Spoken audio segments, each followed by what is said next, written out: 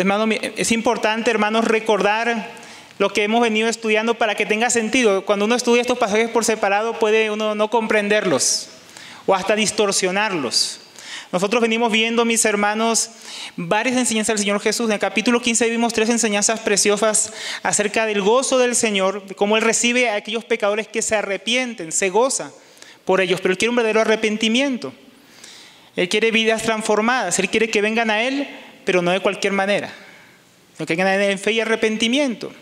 Y entonces llegamos al capítulo 16 y la semana pasada con nuestro hermano Pablo estuvimos viendo un poco, mis hermanos, esta parábola del mayordomo infiel, ¿no? Como el Señor nos retaba, nos mostraba que Él quiere que usemos nuestros recursos, todo lo que nos ha dado, sea bienes, dinero, tiempo, nuestra vida, para ganar amigos para la eternidad, ganar personas para el Señor, para su reino,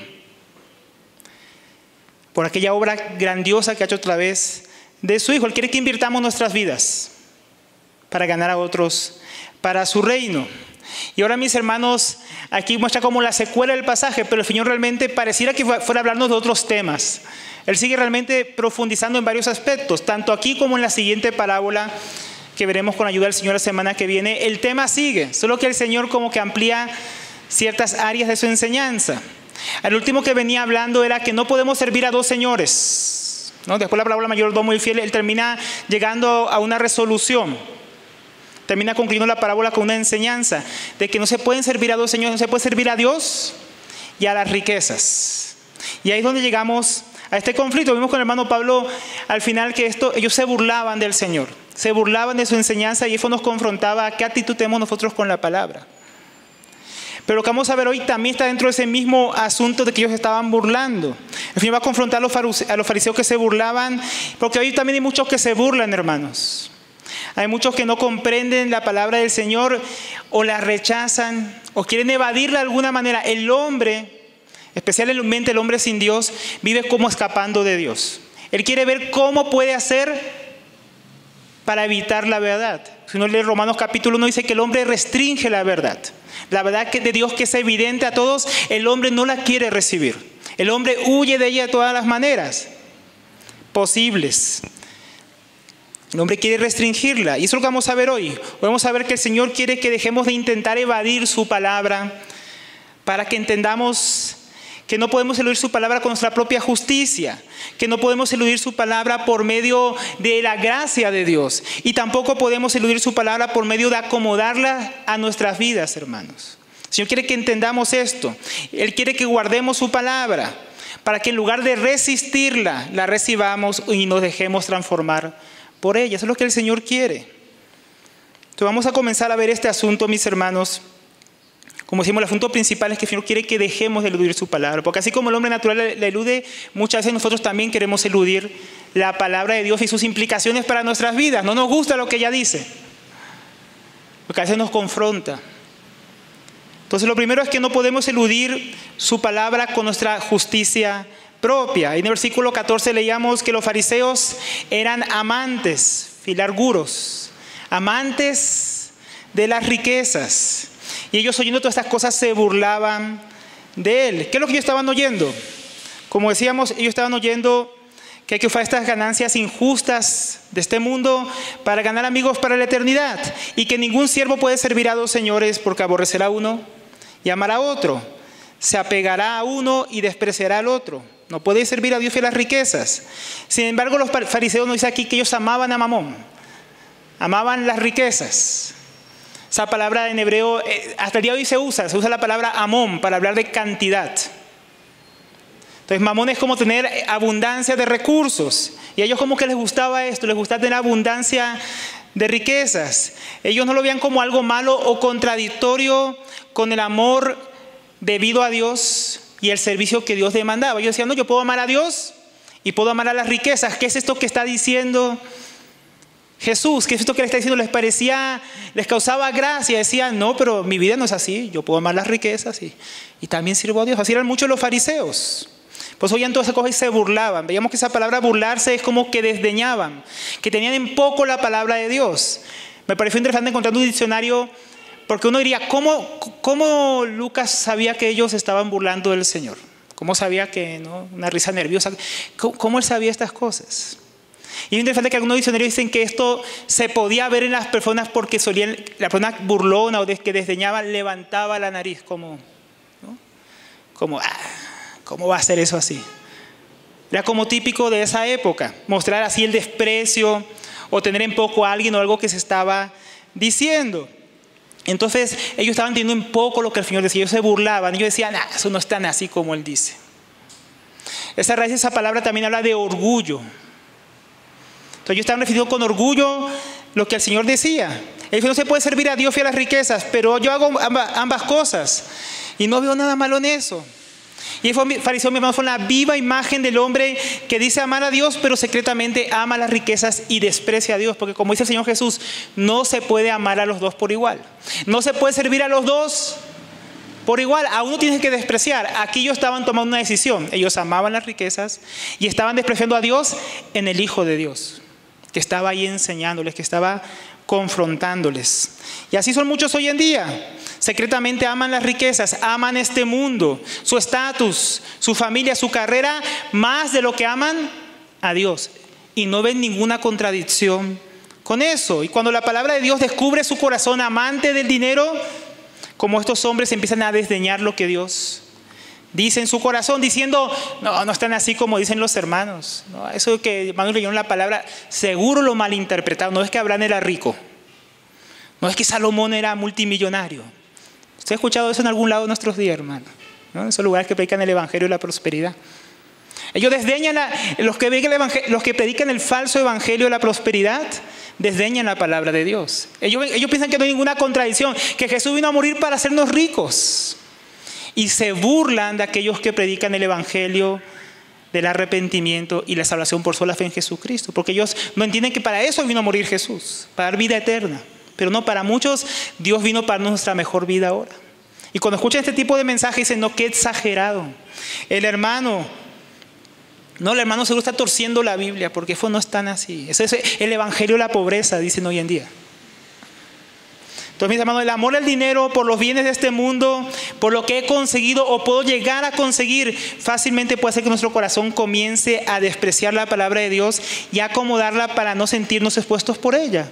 Y ese es algo que nos muestra aquí que es algo típico o es un síntoma de aquellos que piensan que hay algo, que su propia justicia es superior.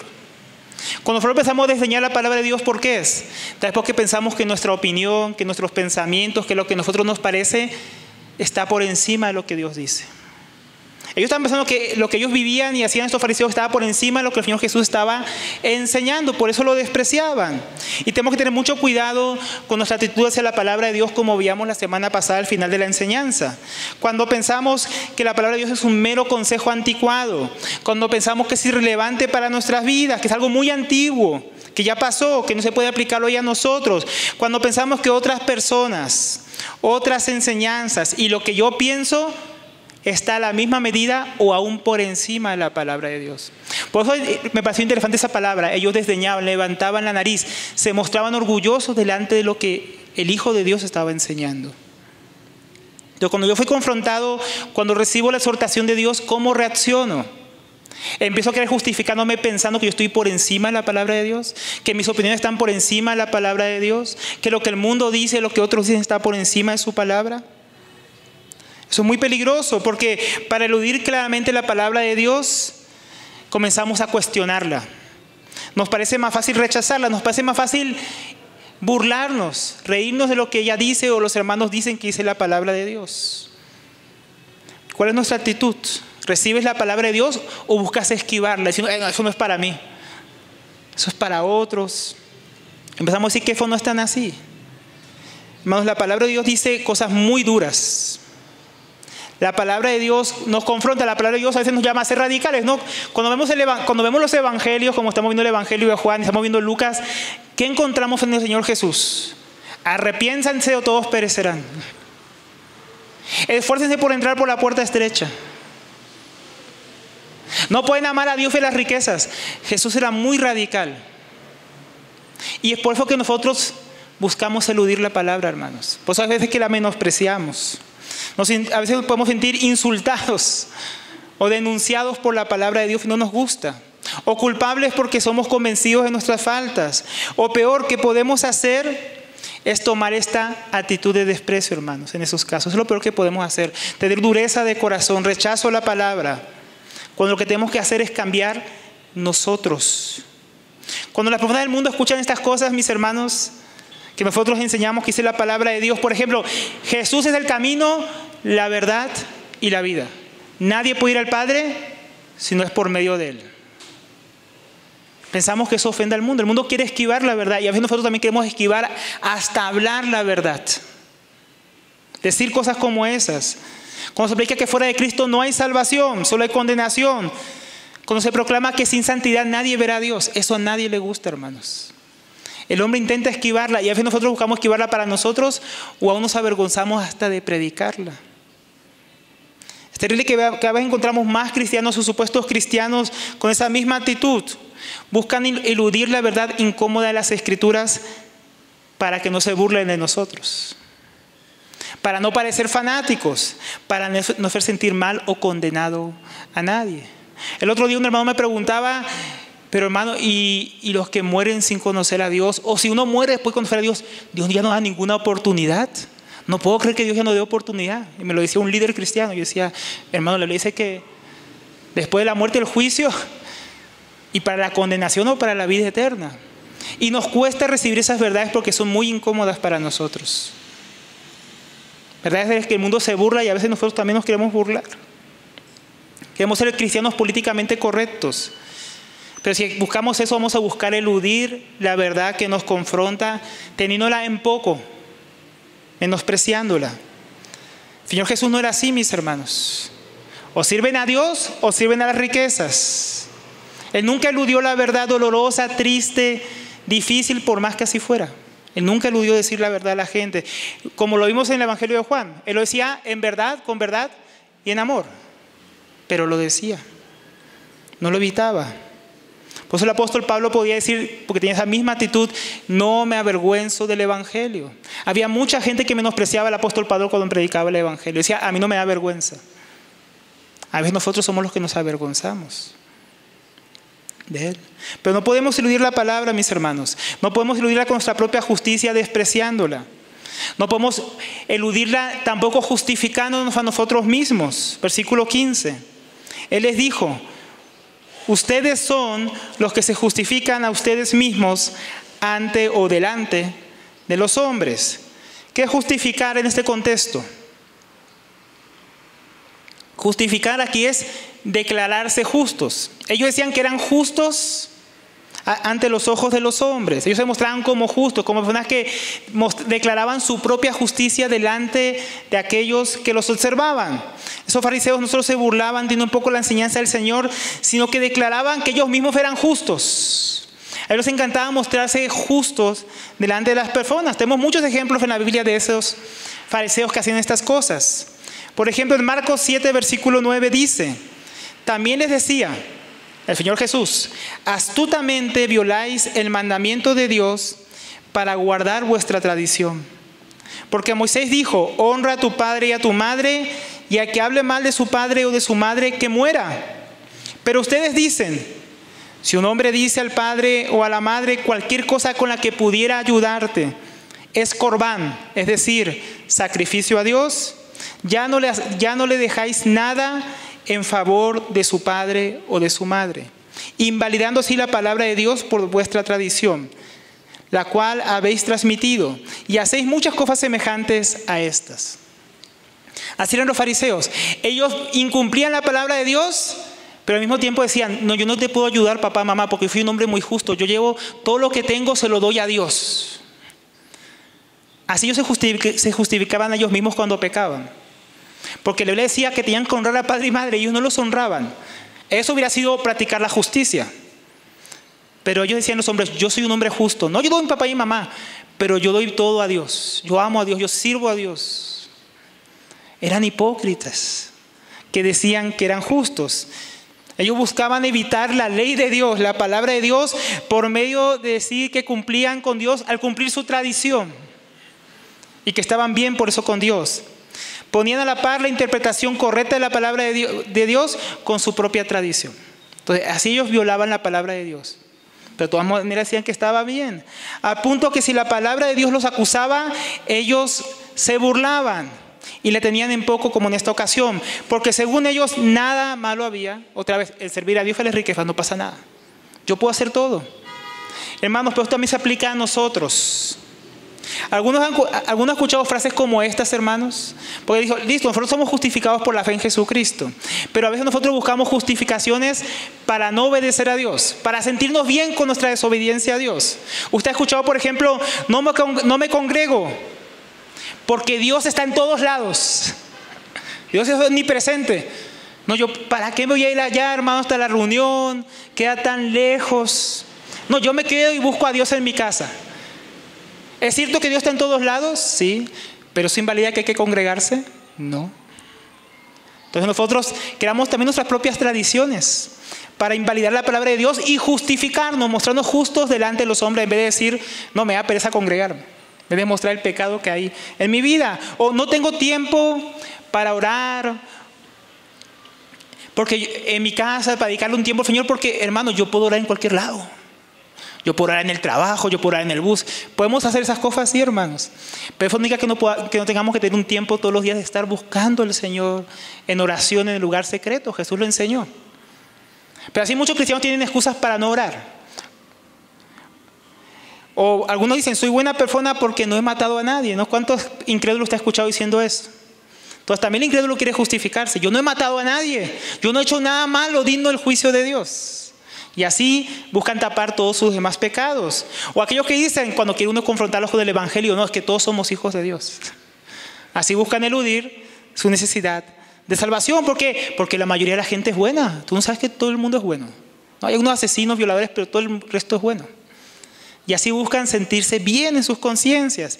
Estas cosas son normales, hermanos, normales para incrédulos. Lastimosamente hoy en día la escuchamos entre cristianos que buscan justificarse a sí mismos. Cuando uno les quiere predicar el Evangelio, estas son muchas de las respuestas. Venga a congregarse. No, Dios está en todos lados. Ore. No hace falta orar, puedo orar de cualquier manera. Dios está en todos lados. Estas son justificaciones normales, pero para un incrédulo. Y aún así no lo justifica. Están intentando eludir la palabra de Dios para no sentirse confrontados con su necesidad de salvación. Y eso no es nada bueno. Yo puedo intentar eludir el diagnóstico de un cáncer. No quiero escuchar al doctor. Hago como no escuché nada. Yo puedo decirle al doctor, reprendo tus palabras. No recibo el cáncer. Hermano, eso no va a cambiar la realidad. Pero parece que algunos de nosotros queremos justificar, o a mí muchos incrédulos quieren justificar su necesidad de salvación. Dicen, no hay nada malo en mí. Yo no tengo nada malo. Nada malo me va a pasar. Pero hermanos, eso no es nada sano. Como decíamos en Romanos capítulo 1, dice que la ira de Dios se revela del cielo contra toda impiedad e injusticia de los hombres, que con injusticia restringen la verdad. Entonces puede llegar a ser tanta la ceguera, nos dice aquí la palabra de Dios, del ateo, del que rechaza a Dios, que es capaz de rechazar la palabra de Dios tratando de eludir las evidencias que provee incluso la naturaleza, que le dicen a él mismo o a otros le dicen a él, para llegar a concluir, no, todo salió de la nada. Yo no puedo creer que Dios salió, que Dios creó todo. No, eso tiene que haber salido de otra manera. Dios no existe. Pero también nosotros los cristianos tenemos muchas justificaciones, no solo los incrédulos. Muchos cristianos parecen tener la misma reacción delante de la palabra de Dios que estos incrédulos, para justificarse. Cuando Dios los confronta, queremos eludirla a toda costa. El cristiano, yo le pregunto, ¿por qué no se congrega? Y nuestros hermanos nos responden, tengo mucho trabajo.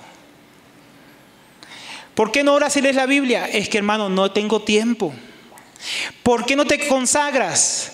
Porque no hay que ser tan religioso, tan radical. Son justificaciones de muchos cristianos para no vivir una vida cristiana dedicada al Señor, para no servirle, porque le están sirviendo a sus riquezas o a otras cosas. Nos hemos vuelto expertos en justificar nuestros pecados. Con el Evangelio de la prosperidad se justifica la avaricia. Cuando insulto a mi hermano, lo llamo franqueza. Aunque yo soy muy franco, le digo a todo el mundo la verdad. Y maltratamos a las personas. Si me la paso peleando en Facebook, le llamo cruzada por la fe, contender por la verdad. ¿No? Y si insultamos al presidente, lo justificamos con que es de ultraderecha o es de ultraizquierda. Y así justificamos cosas que la Biblia claramente condena. Cristianos que dicen, yo evado impuestos porque el gobierno roba. ¿Yo cómo le voy a pagar impuestos? Cristianos, yo he escuchado decir eso. O yo me he visto así porque los lujuriosos son los hombres. O los hermanos, no, es que ya son las que visten mal, por eso es que yo miro. Y ambos están violando la palabra de Dios. Yo miro esa serie o esas películas, aunque tengan escenas explícitas, porque yo soy un cristiano maduro. Yo lo escucho desde que me convertí. Que si somos cristianos maduros podemos ver escenas casi pornográficas, porque somos maduros, podemos ver ese tipo de películas. Cantidad de justificaciones, hermanos, que podemos escuchar. No es chisme, se lo cuento para que ore por eso. Los que buscan justificarse cuando hacen las cosas mal en su trabajo porque el jefe es malo.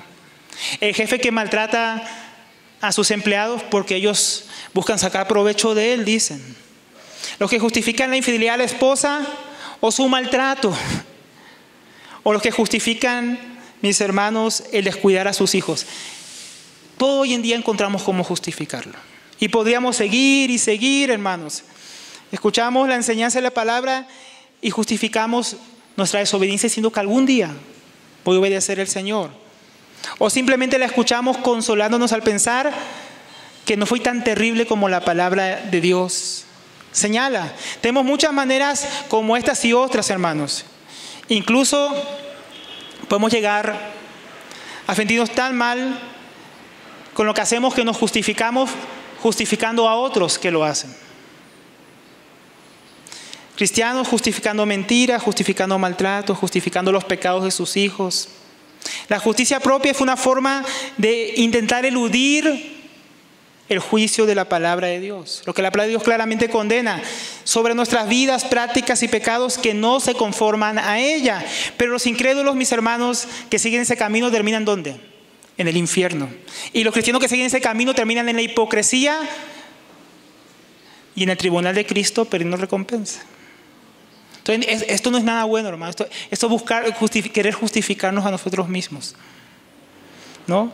Los dos terminan mal porque aunque podamos justificarnos delante de los hombres, no podemos justificarnos delante de Dios. Ese es el problema. Todas estas excusas nos pueden servir delante de las personas para no sentirnos juzgadas delante de ellas. Pero al final Jesús nos va a mostrar que eso no sirve para nada porque a Dios no lo podemos ocultar la verdad. No podemos taparle la verdad. Es lo siguiente que va a decir el Señor. ¿Por qué no podemos tapar la verdad? ¿Por qué no podemos justificarnos delante de Dios, aunque nos justifiquemos delante de los hombres? Porque Dios conoce nuestros corazones. Versículo 15, segunda parte. Dice, pero Dios conoce vuestros corazones. Los fariseos tenían, mis hermanos, una gran apariencia exterior, extraordinaria, que podía hacer pensar a muchos que ya eran personas justas. Estos decían amar a Dios y guardar su ley, pero menospreciaban la enseñanza del Señor y la palabra de Dios.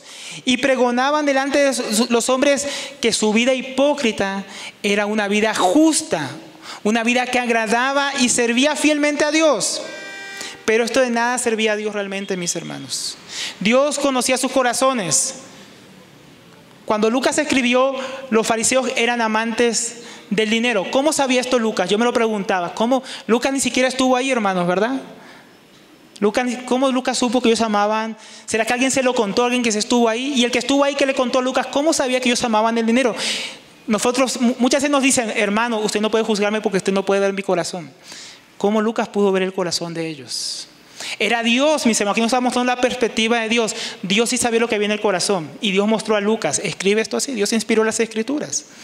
Y le mostró lo que había en el corazón de estas personas, que ellos amaban las riquezas. Dios sabía lo que había en el corazón de estos fariseos. Amor por el dinero. El Señor sabía lo que había en el corazón del hombre. Como dijo una vez el Señor Jesús, este pueblo de labios me honra, mas su corazón está lejos de mí, porque en vano me honran enseñando como doctrina mandamientos de hombres. Ahora, nosotros podemos querernos justificar delante de los hombres como estos fariseos, con muchas palabras, con muchas disculpas, con muchas excusas, con mucha astucia, pero a Dios nada de eso le puede engañar. Porque como también dice 1 Samuel 16:7, el hombre mira lo exterior, pero el Señor mira el corazón. ¿Y qué es el corazón aquí? ¿Qué es lo que Dios mira? Porque el Señor conoce vuestros corazones. Corazón en la Biblia tiene muchas connotaciones. El corazón aquí son nuestros pensamientos, intenciones, motivaciones, sentimientos y deseos. Podemos esconderlos al mundo, porque el mundo no puede verlos, pero a Dios no se le puede esconder. Por eso, mis hermanos, es muy importante que entendamos esto. Por eso, aún aquellos que no conocen el Evangelio, es importante que entiendan esto. Dios conoce tu corazón, Dios conoce mi corazón. Aunque intentemos justificar nuestra vida para intentar acoplarnos, responder a la palabra de Dios, a eso Dios no lo va a poder engañar. Tú que no conoces el Evangelio, por ejemplo, por más excusas que pongas al Evangelio, no vas a poder engañar a Dios. No vas a poder esconder tu necesidad de salvación. No vas a poder esconder tus pecados delante de Dios. Tus pensamientos Dios los conoce.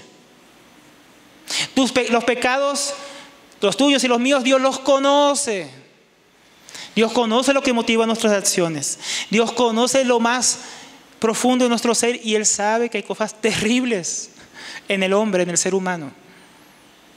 Como decía Paul Washer, si pusieran nuestros pensamientos ahí en el video, bien los expusieran, saldríamos corriendo de la vergüenza.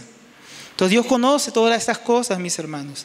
Y no podemos, aunque intentemos eludirlas, no podremos eludirlas delante de Dios. Y nosotros que somos creyentes, por más fachada religiosa que podamos poner delante de los hermanos, por más que pregonemos a diestra y siniestra nuestra propia justicia y nos mostremos como gente que ama a Dios, Dios sabe si amamos a Dios o no. Dios sabe si le estamos sirviendo de corazón o no. Dios sabe nuestras motivaciones para hacer lo que hacemos. A Él no se lo podemos esconder. Dios sabe lo que hay en nuestro corazón. Dios sabe nuestra miseria. Dios sabe nuestra necesidad de constante arrepentimiento. Los hermanos no lo saben, pero Dios sí lo sabe. Dios sabe que todos los días yo necesito su gracia.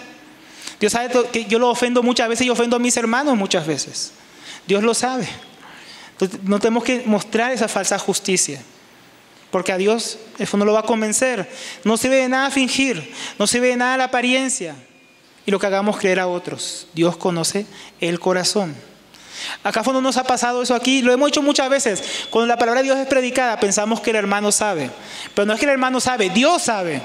Y Dios, que sabe, inspiró su palabra para que cuando sea expuesta, ella exponga nuestro corazón, exponga nuestros pensamientos, exponga lo más oculto que tenemos adentro para mostrarnos nuestra necesidad de arrepentimiento, de perdón, de transformación.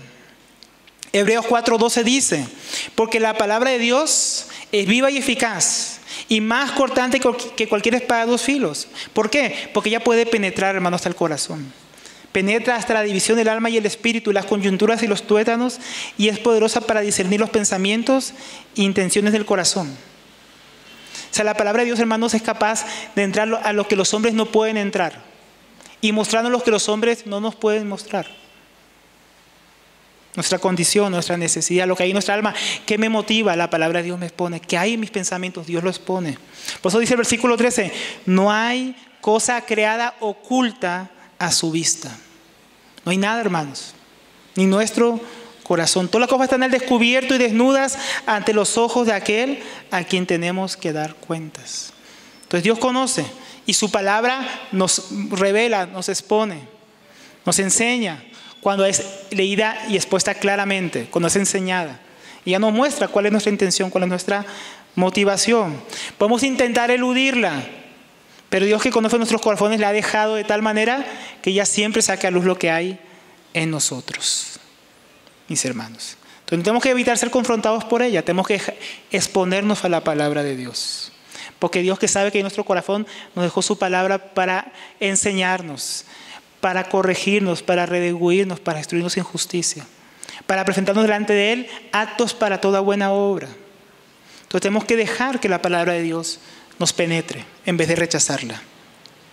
También no sirve nada justificar nosotros mismos, porque el estándar de Dios es más alto que el nuestro.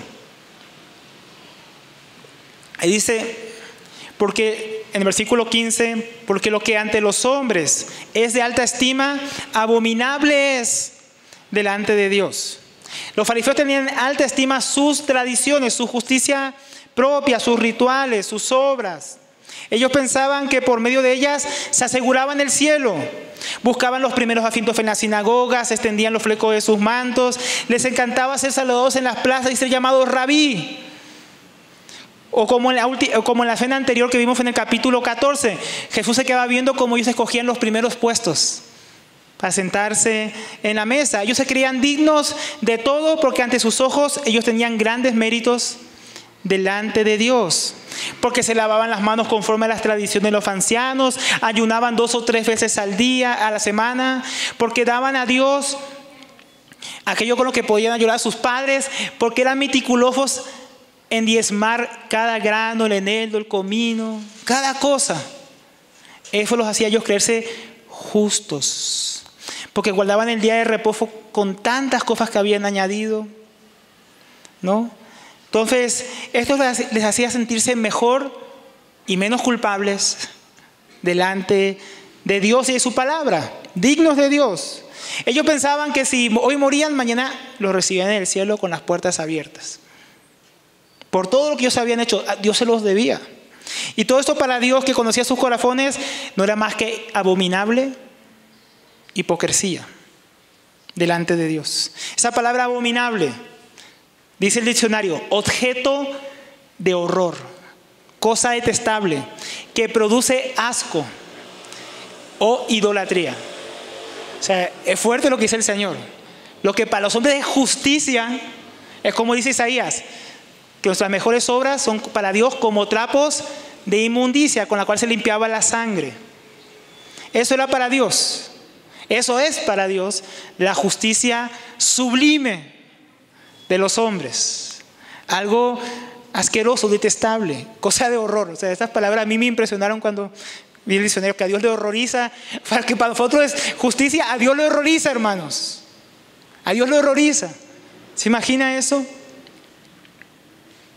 Lo que ellos llamaban justicia, Dios lo detestaba. Ahora, esto me recuerda bastante, hermanos, a una iglesia. La iglesia de la Odisea, ¿se acuerdan? Según el estándar de ellos, según su propia justicia, ¿qué decían ellos? Soy rico, me he enriquecido y de nada tengo necesidad. Ni siquiera de justicia, yo estoy en el top. Pensaba esta iglesia. Lo que ellos tenían por sublime, por riqueza, el Señor dice lo siguiente: eres tibio, eres miserable, eres digno de lástima y pobre, ciego y desnudo, y estoy a punto de vomitarte. La misma reacción que aquí causaba la justicia de los fariseos, algo asqueroso, cosa detestable para Dios. Así puede llegar a ser nuestra justicia propia siendo cristianos delante de Dios. Cuando como cristianos, en vez de buscar la justicia que viene de Dios a través de la fe en Jesucristo, por su gracia, como cristianos comenzamos a poner nuestras propias obras, nuestra propia medida, nuestra propia justicia. Cuando hacemos eso, hacemos cosa horrenda delante de Dios. Empezamos a menospreciar la obra de Cristo. Como cristianos, ser una iglesia, hermanos. Ser una iglesia. Podemos tratar de eludir la palabra de Dios, teniendo en poco y justificándola, ¿no?, con nuestro propio estándar religioso, justificarnos a nosotros mismos. Pero Dios conoce nuestros corazones. Por favor, dice la iglesia, el amén, el testigo fiel y verdadero, el principio de la creación de Dios dice esto: yo conozco tus obras. Hermanos, Dios conoce nuestro corazón. Dios conoce nuestras obras. Y nuestras obras religiosas no sirven de nada delante de Él. Son miseria, son desnudez, son cosa horrible y detestable. ¿Cuántas cosas Dios abomina hoy, no, mis hermanos, en nosotros, que estamos queriendo justificarnos delante de Dios en nuestros pecados, que no dejamos que la palabra de Dios nos confronte? ¿Cuántas cosas hoy son abominación a Dios en mi vida porque estoy evitando conformarme a la palabra de Dios? ¿Cuántas? ¿Cuántos tenemos pecados ocultos que Dios detesta, pero que los justificamos con nuestra religiosidad y con nuestra hipocresía? ¿Cuántas, hermanos? ¿Cuántas tenemos hoy? ¿No? Ahora, no, eso de nada sirve, hermanos. Tampoco, ese fue un extremo, buscar justificarnos nosotros mismos. Pero ¿saben qué, hermanos? Hay otro extremo, ese es el segundo punto. No podemos eludir la palabra de Dios con nuestra propia justicia. Pero tampoco podemos eludir la palabra de Dios por medio de su gracia. ¿Qué es eso, hermano? No podemos tratar de eludir la palabra de Dios por justificarnos nosotros mismos, pero podemos llegar a pensar, porque estamos en la gracia de Dios, ya no tenemos que vivir conforme a la palabra de Dios, que ya podemos vivir de cualquier manera. Y este es el segundo punto, hermano. El Señor nos demuestra que no hay manera de evitar la palabra de Dios. No hay manera de evitarla porque ella se cumple siempre. Por más que nos justifiquemos o aunque queramos cambiarla, ella se va a cumplir. Versículo 16. La ley y los profetas se proclamaron hasta Juan. Lo que aquí dice el Señor es que en el Antiguo Testamento, que eso es la ley y los profetas, también incluye los salmos, venía siendo proclamados para testimonio al pueblo de Israel. Y eso incluía a los fariseos que estaban ahí escuchando. La ley y los profetas se proclamaban hasta Juan. Y desde entonces se anuncian las buenas nuevas del reino de Dios. Pero dice aquí, pero desde Juan. El Evangelio, el Antiguo Testamento, la ley de Dios, lo que los profetas decían, aún lo que hablaba acerca de Cristo, toda la ley que apuntaba al Señor Jesús, todo venía siendo proclamado. Y ahora vino Juan, de quien vamos a hablar también mañana, Juan el Bautista. Pero con Juan el Bautista se estaba inaugurando. Él era como un puente entre dos tiempos, entre lo que era el Antiguo Testamento y el cumplimiento del Antiguo Testamento. Desde Juan venía siendo anunciadas las buenas nuevas del reino de Dios, el Evangelio de Jesucristo. Usted podría, si quiere, después leerlo en Lucas capítulo 3 para ver un poco más los detalles de este anuncio del Evangelio. Pero tenemos que seguir por el tiempo. Ahora, Juan comenzó a preparar el camino para el ministerio del Señor.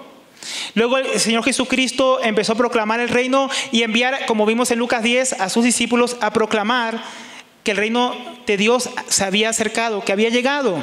Y esta era una buena noticia, que consistía en creer el Evangelio y arrepentirse porque el reino de los cielos ha llegado. Así dijo Jesús en Marcos 1:15. El tiempo se ha cumplido. ¿No? Este tiempo, hasta aquí se viene anunciado en el Antiguo Testamento. El tiempo se había cumplido. Había llegado el tiempo del cumplimiento. El tiempo se ha cumplido y el reino de Dios se ha acercado. Arrepentíos y creed en el Evangelio. Este era el tiempo que se cumplían los profetas, que la ley de Dios se cumplía delante de sus ojos. Y esto tenía una repercusión. Ahí dice, tanto en la Reina Valera como en Américas, y todos se esfuerzan por entrar en él. Ahora, aquí hay una discusión sobre la traducción, porque esta palabra puede traducirse tanto en pasivo como también en voz media. ¿Qué significa eso? Como que yo realizo la acción o como que la acción es realizada por otro. Y muchos eruditos concuerdan en que esto debería ser más bien traducido como son forzados o son urgidos a entrar, lo con cual concuerda mucho mejor con lo que viene hablando el Señor Jesús. El Señor Jesús no dijo, todos entran por la puerta estrecha, ¿verdad? ¿Qué dijo? Esforzaos en entrar por la puerta estrecha. También dijo que arrepentíos o pereceréis. O sea, no todo el mundo iba a entrar por la puerta, hermanos. No todo el mundo estaba entrando al reino de Dios. Por eso es importante ahí, todos. No todos estaban esforzando, no todo el mundo se estaba arrepintiendo, no todo el mundo estaba entrando por la puerta. No todo el mundo estaba dejando sus pecados y creyendo en el Señor. Acá lo que nos muestra Lucas es que las personas fueron urgidas a entrar por la puerta estrecha, urgidas a aceptar la invitación del Señor, como en la parábola de la gran cena, a arrepentirse y creer para no perecer. Y como el hijo mayor que fue a buscar al padre afuera, urgidos a entrar al gozo del Señor con los que se están arrepintiendo. Entonces, el sentido de lo que el Señor dice es lo siguiente: hasta Juan se ha venido proclamando la ley y los profetas, y se ha venido anunciando desde él las buenas nuevas del reino de Dios, y todos son llamados, todos son urgidos a entrar. Ese es como el sentido de lo que el Señor viene diciendo. El punto importante es que el Antiguo Testamento es anunciado de parte de Dios, la ley y los profetas, acerca de sí mismo, no de lo que Dios es, acerca de nuestro pecado, acerca de la redención prometida que se cumpliría en la venida del Mesías, se estaba cumpliendo delante de ellos. Y ellos ahora tenían que responder a este cumplimiento. El ritual de sacrificios, las fiestas, las comidas, la purificación, el templo, todo apuntaba a Cristo y se cumple y se cumplirá en Él. Las buenas nuevas consistían en que el tiempo se había cumplido. Había llegado el tiempo de la redención, el tiempo del perdón de los pecados. Y ahora todos estaban siendo invitados a responder en arrepentimiento y fe a esta invitación. Entonces podemos decir, mis hermanos, que estamos hoy también en ese mismo tiempo. El tiempo no ha cambiado. Todavía estamos en los tiempos que se está predicando las buenas nuevas. Como dice Romanos 1:1, se está proclamando el Evangelio de Dios, el que había sido prometido por medio de sus profetas en las Santas Escrituras, acerca de su Hijo que nació de la ascendencia de David según la carne, y que fue declarado Hijo de Dios con poder, conforme al Espíritu de santidad por la resurrección de los muertos, nuestro Señor Jesucristo. Esa es la buena nueva que se viene ahora anunciando, el cumplimiento de la ley y de los profetas. ¿Tiempo de qué? Tiempo de la gracia. Gracia de Dios en Jesucristo, que fue anunciada a todos los hombres, que no por sus obras, sino que por lo que Jesús hizo a favor de ellos, ahora pueden ser perdonados si ponen su fe en Él. Y sin duda eso fue una buena noticia, salvación por gracia, solo por fe, no por obras para que nadie se gloríe. Eso es maravilloso, pero muchos lo malinterpretan. Por favor, Jesús ahora va a decir algo más. Versículo 17. Porque muchos creen que porque estamos en la gracia de Dios, que estamos en las buenas nuevas de salvación por gracia y no por obras, pueden vivir de cualquier manera. El Señor Jesús no piensa así. Es más fácil que el cielo y la tierra pasen, que un ápice de la ley deje de cumplirse. Entonces, ¿qué está diciendo el Señor? El Evangelio son buenas nuevas, pero la salvación mediante la fe en Jesucristo solo por gracia. Pero no hay que entender malo, dice el Señor. No lo entiendan mal. Entonces, ¿qué comprenden muchos? Hay una corriente llamada antinomianismo o antinomía. Anti, en contra. Nomía, ley. Contra la ley. Esta filosofía de antinomianismo consiste en creer que porque la ley se cumple en Cristo, entonces tampoco debemos guardar la ley moral. Y ahora podemos vivir de cualquier manera. Como decía un poeta inglés antinomianista, libre de la ley, bendita condición. Pecar puedo todo lo que quiero, igual tengo remisión. Igual voy a ser perdonado, puedo hacer lo que yo quiera.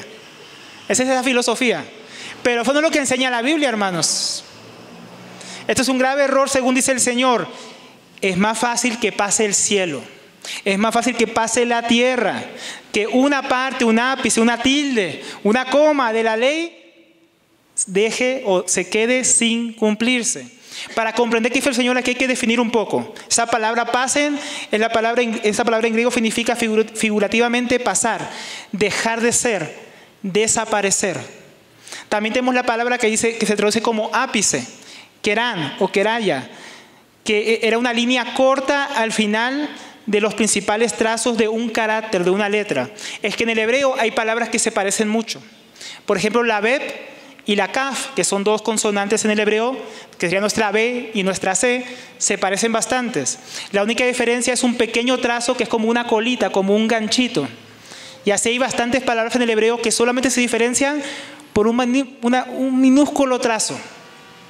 Esa es la palabra que se está usando aquí. Semejante a un pequeño apéndice o similar a un cuerno. Ese era el tipo de trazo. Y también está la palabra cumplirse, picto, caer. Se usa en cuanto a la ley de Dios, en cuanto a los menores detalles, en el sentido de que vaya a perder su autoridad o dejar de tener fuerza.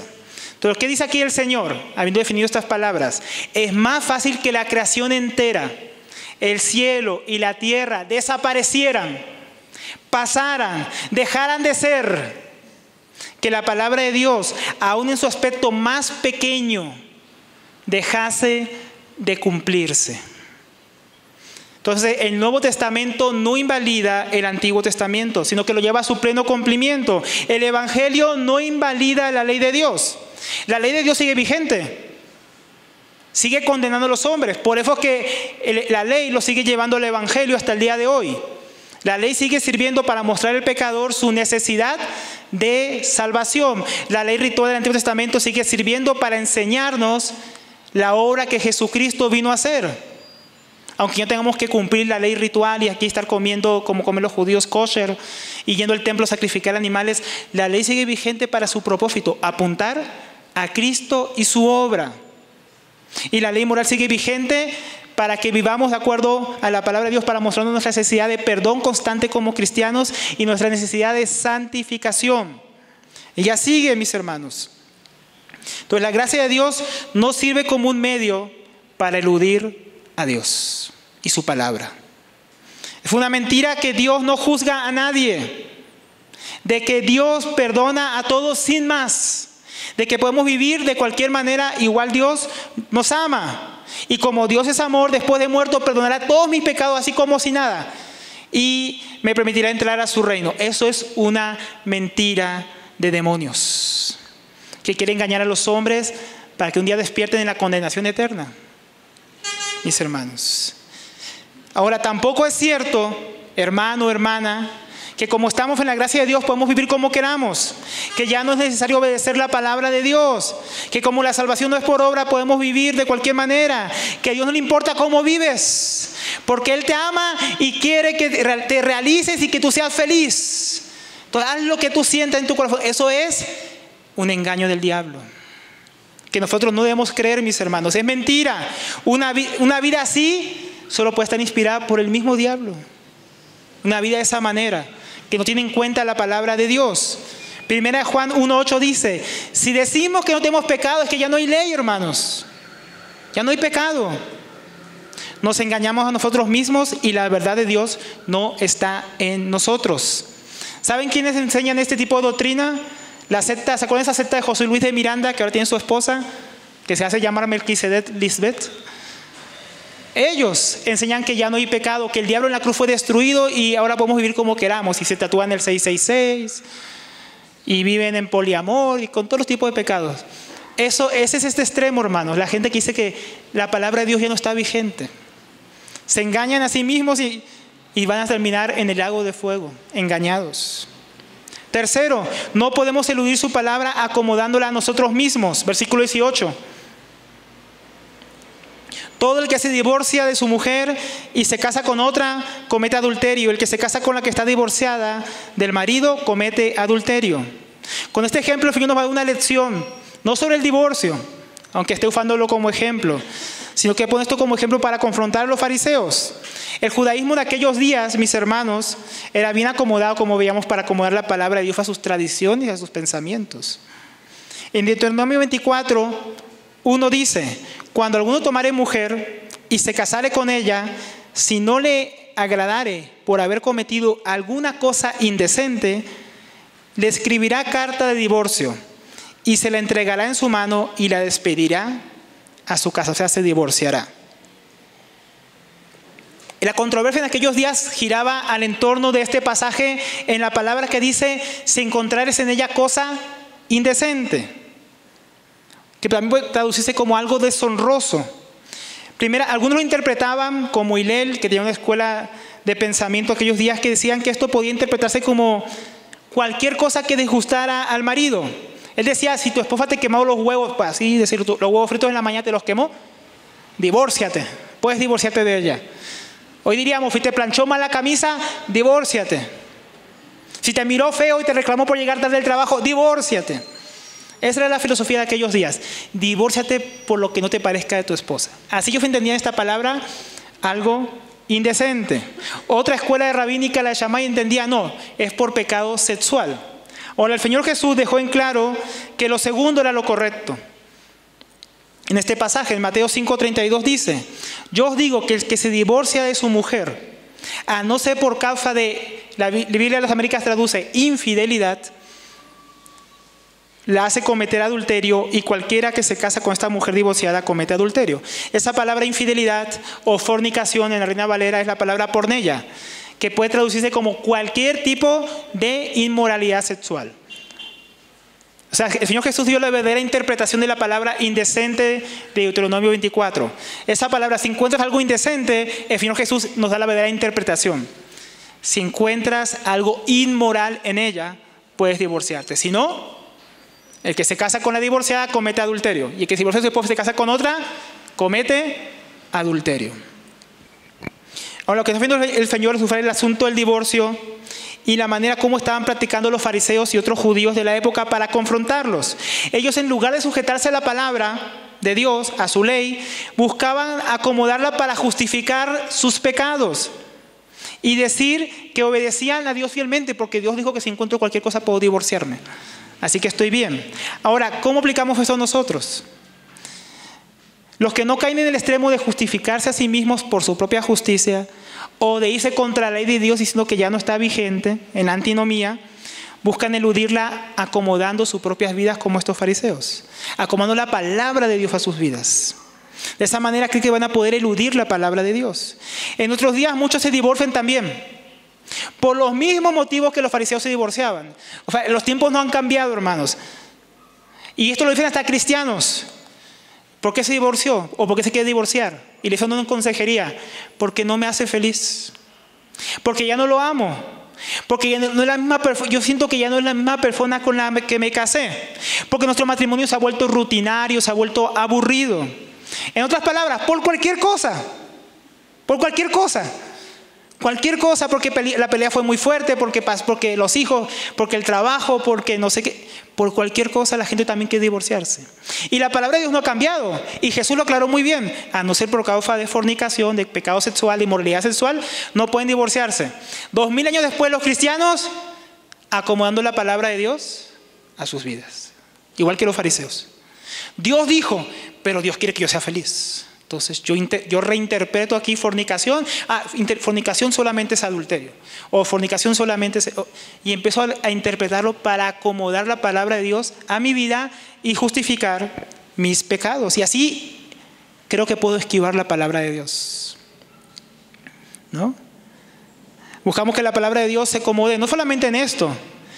Buscamos que se acomode a nuestras emociones, a nuestras intenciones, a cualquier cosa, para justificar nuestros pecados. Pero como leímos, la palabra de Dios no se va a acomodar a nadie, hermanos. Dios no se va a acomodar a nosotros, a ninguno de nosotros. No es posible servir a Dios si estamos buscando servirnos a nosotros mismos. Va a ser imposible cumplir su palabra, porque si queremos agradarnos a nosotros mismos, buscaremos acomodar la palabra de Dios a nuestros gustos y a nuestros pecados que amamos. Pero si buscamos servir a Dios, entonces buscaremos obedecerle con gratitud y reverencia por la gracia y gran salvación que nos ha dado. Como ya dijo el Señor, ni lo más pequeño de la palabra de Dios va a quedar sin cumplirse. ¿Qué nos hace pensar a nosotros que porque la acomodemos a nuestra vida no se va a cumplir sus consecuencias? No se va a cumplir lo que Dios demanda de nosotros. Creemos que si yo la acomodo y la entiendo de esta manera, ¿será que en el tribunal de Cristo Dios no me va a juzgar? ¿Qué estamos pensando, hermanos? ¿Por qué estamos pensando? Porque así vivimos nuestra vida muchas veces, acomodando de esa manera la palabra de Dios a nuestras vidas. Muchos ni siquiera pueden predicar estas cosas porque como la palabra de Dios no coincide, hay que hacer coincidir la predicación a mi vida. Entonces, sí, esos pastores que se van con otra, que se divorcian, dicen no, y empiezan a cambiar lo que indica la palabra de Dios, ¿no? Para que se acomode a ellos. Pero como dice 1 Juan 1:10, si decimos que no hemos pecado, acomodando la palabra de Dios a nosotros, no, yo no he pecado porque Dios sí permite eso. Dice, le hacemos al mentiroso. Estoy diciendo que Dios no dijo eso, o sea, estoy diciendo que Dios es mentiroso, acomodándola a mi vida como yo quiero. Y su palabra no está en mi vida, no está en nosotros. O sea, yo no estoy viviendo su palabra, me estoy engañando. Me estoy engañando cuando acomodo la palabra de Dios a mi vida, porque la palabra de Dios no va a cambiar. Y sigue diciendo lo mismo, yo sigo en pecado. Sigo en desobediencia. Vamos a ir yendo para el final. ¿Pero qué quiere Dios? Dios no quiere que vivamos justificándonos a nosotros mismos para eludir su palabra. Dios no quiere que busquemos eludir su palabra diciendo que ya no está vigente. Dios tampoco quiere que busquemos eludir su palabra acomodándola a nuestras vidas. ¿Qué quiere Dios? Dios quiere que guardemos su palabra. Fue lo que afirmó que ya con sus discípulos y aún con estos fariseos, que obedezcamos su palabra. En el Evangelio de Juan, capítulo 14, 15, voy a leer unos versículos rápidamente, varios versículos que hablan de esto. Jesús dice en Juan 14, 15, si me aman. ¿Se acuerdan que ellos se burlaron porque Jesús dijo, no pueden amar y servir a Dios y a las riquezas? Jesús dice, si me aman, guardarán mis mandamientos. Jesús tenía mandamientos para guardar. La ley, la palabra de Dios sigue vigente. Y si le amamos, Él dice, guardarán mis mandamientos, guardarán mi palabra, guardarán mi ley, guardarán todo lo que he dicho. Jesús dijo, ir a predicar el evangelio a todas las naciones, bautizando en el nombre del Padre, Hijo y Espíritu Santo, hacer los discípulos enseñándoles todas las cosas que les he mandado. ¿Qué hay que enseñar? Todas las cosas que Él ha mandado. Todas, ni una se puede dejar por fuera. El que deje a uno más pequeño de la ley, vimos en el Sermón del Monte, será el más pequeño en el reino de los cielos. Será el más pequeño. O sea, hermano, el que ama al Señor hasta lo más pequeño quiere guardar de su palabra. ¿Por qué? Porque lo amamos. Juan 15:7, si permanecen en mí y mis palabras permanecen. ¿Qué es que la palabra de Dios permanezca? Que la vivamos, que la cumplamos. Permanecen ustedes, pidan lo que quieran y será hecho. En el 8 dice, en esto es glorificado mi Padre, en que lleven mucho fruto y así prueben que son mis discípulos. Acá fruto corresponde a ¿qué? A guardar su palabra, a permanecer en su palabra. Llevar fruto es permanecer en su palabra. Cuando permanecemos en su palabra, nuestras obras, nuestro servicio a Dios tiene fruto. No podemos llevar fruto si no permanecemos en la palabra de Dios. Esto es lo que Dios quiere, que su palabra permanezca en nosotros y llevemos mucho fruto para que el Padre sea glorificado. Como el Padre me ha amado, así también yo os he amado. Permanezcan en mi amor. ¿Y qué es permanecer en su amor? Acaba de decir, permanecer en su palabra. Porque ahora dice, si guardan mis mandamientos, permaneceréis en mi amor. Permanezcan en mi amor es, permanezcan en mis mandamientos. Guarden mis mandamientos, guarden mi palabra. Así como yo he guardado los mandamientos de mi Padre y permanezco en su amor. ¿Qué quiere Dios? Que experimentemos, mostremos, lo amemos a Cristo, a su Hijo, por medio de guardar sus mandamientos. Primera de Juan 2:3 dice, en esto sabemos que nosotros le conocemos, en que guardamos sus mandamientos. ¿En qué sabemos que conocemos a Dios?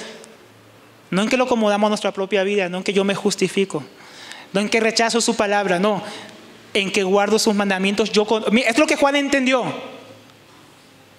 Esto es lo que Juan entendió ahí cuando Jesús le dijo, yo soy la vida verdadera, permanezcan en mis mandamientos, permanezcan en mi amor, permanezcan en mi palabra en ustedes. ¿Qué entendió Juan? Que si le conocemos, guardamos sus mandamientos. Si no, estamos siendo mentirosos. El que dice, yo le conozco y no guarda sus mandamientos, ya no hay ley, puedo vivir como yo quiera. ¿Qué dice eso? El tal es mentiroso y la verdad no está en él.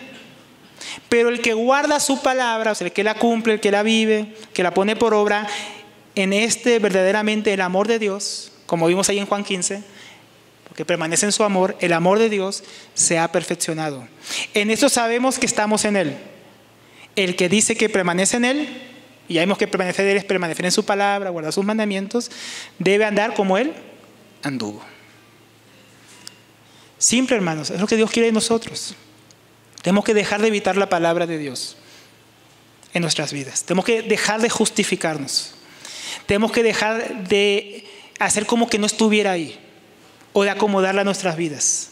Tenemos que amar la palabra de Dios. Tenemos que abrazar sus mandamientos, no porque nos van a salvar, somos salvos por gracia. Somos salvos por la obra de Cristo. Pero gracias a nosotros respondemos a la salvación que nos ha dado en amor, ¿cómo? Guardando su palabra, sus mandamientos. Vamos a ir concluyendo. El Señor nos está llamando ¿a qué, hermanos?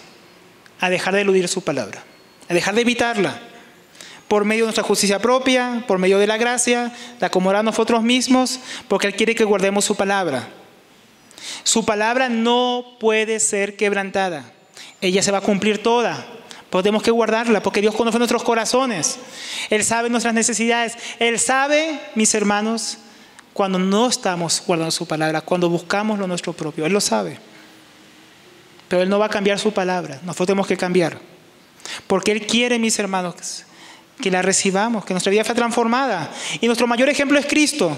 Cuando nuestro Señor se encarnó, Él no vino estableciendo su propia justicia, ¿no? Él no vino con cosas nuevas. Él vino a cumplir la palabra de Dios y se sujetó a ella. Juan le dijo, ¿cómo vienes tú a ser bautizado por mí? Jesús le respondió, es necesario que se cumpla toda justicia. Jesús no vino a cambiar la palabra de Dios. Jesús no vino a poner sus propias leyes. Jesús vino a cumplir la palabra. Cuando el diablo lo tentó, mis hermanos, o cuando Jesús experimentó oposición, Él no cedió al pecado. Diciendo, bueno, mi Padre es misericordioso, si yo aquí convierto estas piedras en pan, Él me va a perdonar. Si yo me lanzo aquí, Él va a mandar a sus ángeles. Jesús nunca abusó de la gracia de Dios. Porque Jesús decía, escrito está. Jesús se sujetaba a la palabra. Cuando el Padre le dijo, cuando Él estaba orando el Padre en Getsemaní, ¿se acuerda? ¿Qué dijo Él? Padre, si es posible, que pase en mí esta copa. Pero Jesús no intentó acomodar la voluntad de Dios a su voluntad. Que pase la copa de Él, que dijo, pero no se haga mi voluntad, sino la tuya, tu palabra. Lo que estaba profetizado acerca de Él. Hizo la voluntad del Padre y fue a la cruz. ¿Por qué? Porque la palabra de Dios no podía ser quebrantada. Y Él no iba a quebrantar la voluntad de su Padre. Nuestro glorioso Salvador nos ha dado ejemplo, hermanos. Pero también nos ha dado gracia para vivir su palabra. A mí me encanta Romanos 8. Romanos 8:1 dice, por lo tanto, no hay ahora condenación para los que están en Cristo Jesús. Los que andan conforme, no a la carne, sino al Espíritu. Porque la ley del Espíritu de vida en Cristo Jesús me ha libertado de la ley del pecado y de la muerte. Porque lo que la ley no podía hacer, y nosotros tampoco podemos hacerlo por nosotros mismos. Nosotros no podemos cumplir la palabra de Dios por nosotros mismos en nuestra carne. Entonces viene hablando el apóstol Pablo.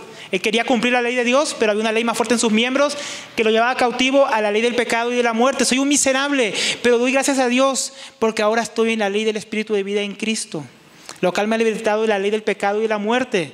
Y lo que no podía hacerse, por cuanto la ley era débil por causa de la carne, ¿no? La ley era débil por causa de la carne, Dios lo hizo. Dios lo hizo en nosotros, hermanos. Por eso podemos vivir la palabra de Dios. ¿Qué hizo Dios? Envió a su propio Hijo en semejanza de carne, de pecado, como ofrenda por el pecado, para que no tengamos que nosotros buscar justificarnos a nosotros mismos. Él ya nos justificó enviando a su Hijo, condenando el pecado en la carne, para que el requisito de la ley no lo cumplamos, sino que se cumpliera en nosotros. Ahora es la ley, en la gracia de Dios, la ley se cumple en nosotros, que no andamos conforme a la carne, sino conforme al Espíritu. Entonces está mostrando que para vivir la palabra de Dios, hermanos, aquellos que hemos creído, que hemos recibido la gracia, el perdón de los pecados, la salvación, no por nuestras obras, sino por la obra de Jesucristo, la ley se cumple en nosotros, o vivimos en los mandamientos de Dios cuando andamos en el Espíritu. Cuando andamos, ¿qué es andar en el Espíritu? No es un misterio. Cuando andamos en su palabra, en oración, congregándonos, buscando en esos medios de gracia que nos han sido dados, empezamos a guardar y a vivir la palabra de Dios. Ella se empieza a cumplir en nosotros, aquello que nosotros no podíamos cumplir por la debilidad de nuestra carne. Si vivimos conforme al Espíritu, recibimos gracia de Dios para vivir su palabra, para que se cumpla en nosotros. Así que deja de justificarte, deja de despreciar la palabra de Dios, deja de acomodarla. Él nos ha dado mayor gracia para que la podamos obedecer y vivir. Quiero terminar con un último verso. 1 Juan 5:2 dice, en esto sabemos que amamos a los hijos de Dios, cuando amamos a Dios y guardamos sus mandamientos. Porque este es el amor de Dios. Esa palabra es impresionante. Este es el amor de Dios, que guardemos sus mandamientos. Y sus mandamientos no son gravosos, no son difíciles. Cuando estamos en el Espíritu no es difícil. Cuando estamos en la carne es imposible. Porque todo lo que es nacido de Dios, hermanos, nosotros hemos nacido de Dios. Todo lo que es nacido de Dios vence al mundo. Y esta es la victoria que ha vencido al mundo, nuestra fe. Hermanos, estas cosas podemos vivirlas por fe. No tenemos que seguir, hermanos, entonces buscando eludir la palabra de Dios. Tenemos que la palabra de Dios nos penetre, nos confronte, nos muestre nuestra necesidad, nos muestre la verdad y responder por el Espíritu en obediencia, hermanos. Que el Señor nos ayude a vivir de esta manera. Que el Señor nos ayude a amar su palabra. A no tener la misma actitud que esos fariseos que se burlaban de la palabra de Dios, querían acomodarla a sus vidas, buscaban justificarse a sí mismos. Que no tengamos esa misma actitud, mis hermanos. Nosotros tenemos la fe del Hijo de Dios que vence el mundo. Nosotros podemos vivir su palabra. Que el Señor nos ayude a amarla y a guardarla. Vamos a orar. Padre, gracias por tu palabra. Perdónanos, Señor, cuando nosotros realmente no queremos recibirla, Padre. Cuando tenemos esta actitud hipócrita, Señor, de rechazarla, justificarnos, acomodarla. Tú quieres transformarnos por medio de tu palabra. Tú quieres santificarnos. Tú quieres lo mejor para nosotros, Señor. Tus mandamientos son buenos, son perfectos, son puros, que convierten el alma. Refinados más que el oro, más deseables que la miel que destila el panal, Señor. Perfecto, sin mancha, sin error. Ah, Señor, el error está en nosotros. Que tu palabra, Señor, cada día nos muestre más y más, porque ella es luz, nos muestre más y más nuestra necesidad de ti, Señor, para que nuestras vidas puedan ser conformadas a ella. Te lo pedimos en nombre de Cristo Jesús. Amén y amén.